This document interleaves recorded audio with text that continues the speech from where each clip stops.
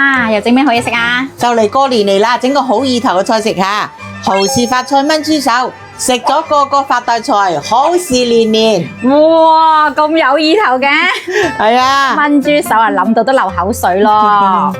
準備啲嘢好簡單嘅，有蠔豉，有豬腳，有發菜，有冬菇。哦，呢個以前嗰啲人擺喜酒就一定有呢個菜嘅。係啊，好意頭嘛。先將啲豬腳飛水，我哋凍水落鑊，放兩片薑，放啲料酒，將啲泡沫撇出嚟。呢啲嘢腥就係佢啦，係咪啊？係啊，如果唔係佢就煮翻入去啦。飛好個豬腳，用溫水洗洗佢，清咗啲血水佢。熱鑊冷油，放啲蒜薑去炒炒先，放埋豬腳落炒，炒到佢金黃色，咁我哋就開始調味。而家都聞到香味喎，一啲臊味都冇啊！要炒到咁樣先好食㗎。放一間柱侯醬，放磚蘭魚，放啲燒酒，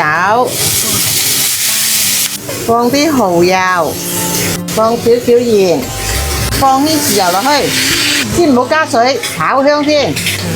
放啲熱水落去，抹過啲豬腳面。花菇要提前2個鐘頭浸，呢啲花菇係香啲㗎。聞落都靚啲啊！放埋落去炆，吸蓋炆佢，有牙力炆半個鐘，冇牙力嘅炆40分鐘啦。我睇你都算就40分鐘㗎啦。係啊，我冇牙力㗎。呢邊另外起鑊，啲蠔豉咧要提前2個鐘浸，我煎一煎佢夠香啲嘅。煎到佢金黃色，我哋反佢，兩邊都煎到金黃色就好香㗎啦。又叫金蠔啊！係食得黃金晚嘅。開蓋。誒，10米遠就聞到啲香味咯。係啊，轉個砂煲，保溫效果好啲。哦，沙煲住你食啊！係啊，啊，正嘢啊！